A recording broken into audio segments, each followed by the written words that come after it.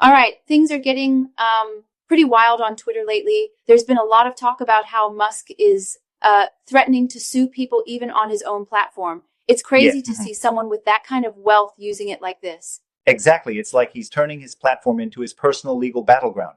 right? And, it's not just about Trump supporters or random trolls. It's even targeting newspapers, news stations, and former representatives. Yeah, really. It creates this kind of chilling effect on free speech. For sure. I mean, when someone with that kind of influence starts threatening to sue critics, it feels like it's not a debate anymore, but a tool for intimidation. Exactly. And it's almost like he's using his cash to buy silence. The whole idea that a billionaire can leverage their wealth to, control the message, isn't that a bit twisted? Absolutely, yeah. Definitely. It's concerning because when you have this power imbalance, genuine debate suffers. Questions get brushed aside just because someone might risk a lawsuit. Right? And what's even more interesting is how it plays out with these legal threats. It's not always about actually going to court, but just the threat, of legal action can make people think twice before criticizing him. That kind of atmosphere really stifles open discussion. So it's like instead of a vibrant public square, we end up with this overregulated stage where only certain voices are allowed.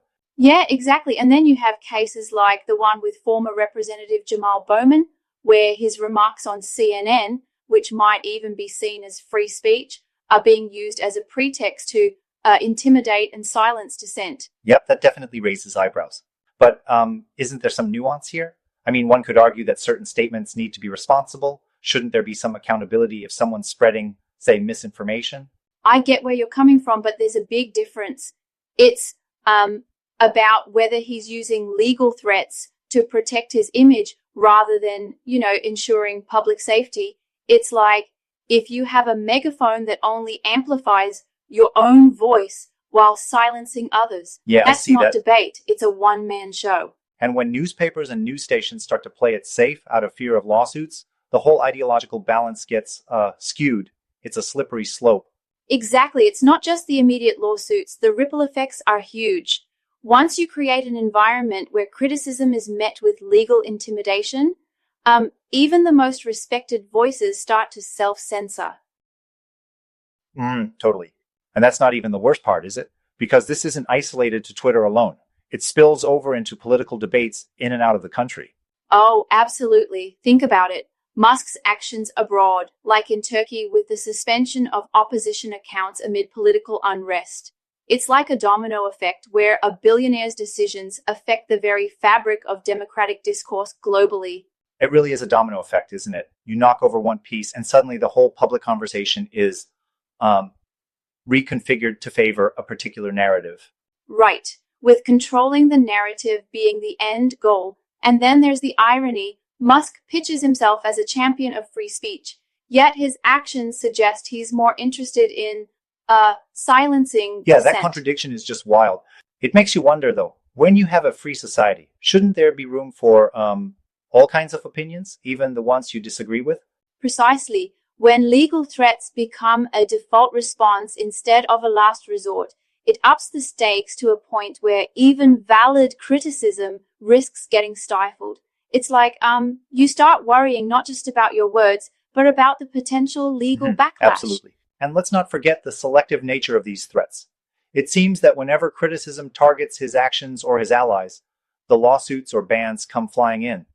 Meanwhile, criticism of other topics might get a free pass. That's right. It's as if the rules of free speech are being rewritten on the fly, only in favor of one set of interests. That selective enforcement makes you question what exactly is being protected and why. Yeah, that's a strong point. And then there's also this whole issue about defamation. Legally speaking, for a defamation suit to hold, the statement must cause harm and be knowingly false. But in many cases here, it looks more like exaggeration than outright falsehood. True, there's a big difference between exaggeration for effect and a calculated attempt to defame. Yet, when the most powerful man starts threatening lawsuits over controversial opinions, it tips the balance. It becomes a tool for enforced silence. Yep, exactly. And that's particularly worrisome because once that tool is in play, it encourages others to preemptively silence themselves. Imagine a scenario where even factual discussions get hushed just to avoid a legal battle. It truly is worrisome. It's like, every time you speak up, you risk a lawsuit looming over your head. And that's not conducive to an open society. It's more like a court of public opinion Exactly. run by fear. So, what's the remedy here? Is it about rethinking defamation laws or establishing better checks on platform owners who have such vast power over speech? I think it's both. We need to ensure that legal mechanisms aren't misused to muzzle dissent. And yes, statutory reforms might be necessary alongside stronger checks on how these platforms operate. Yes, absolutely. It's a balancing act, isn't it? Protecting individuals from real harm without letting platforms become de facto censorship machines for political gain. Exactly. And that balance is delicate. When wealth and power skew that balance, democracy itself gets undermined. It's like, a chess game where one player is allowed to change the rules mid-game. Yeah, that's a spot-on analogy. And that's why it's so important to keep questioning and challenging these power structures, even if it means facing some hefty legal threats. Absolutely. We need robust public debate and diverse voices. Otherwise, when one individual controls the narrative with legal threats, we lose what makes democracy so vibrant. Exactly. At the end of the day, it's all about ensuring that our digital public squares remain open and inclusive, not just echo chambers for the powerful. Right. Because if the conversation is stifled by fear of litigation and selective bans, then we end up with a society where only the loudest, most privileged voices get heard. And that, my friend, is not a democracy. It's a controlled narrative. Yeah, totally. It sure is. And it means that all of us, whether we're media figures, politicians, or everyday citizens, need to stand up for true, unfettered discussion.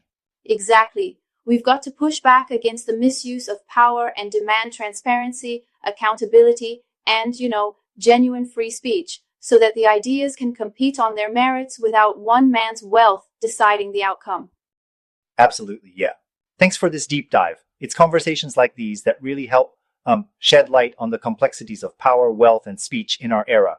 For sure. Let's keep questioning, keep challenging, and ensure that our platforms remain arenas for robust debate, not just echo chambers for the powerful. Exactly. And thanks to everyone tuning in. Stay vigilant and keep the dialogue going.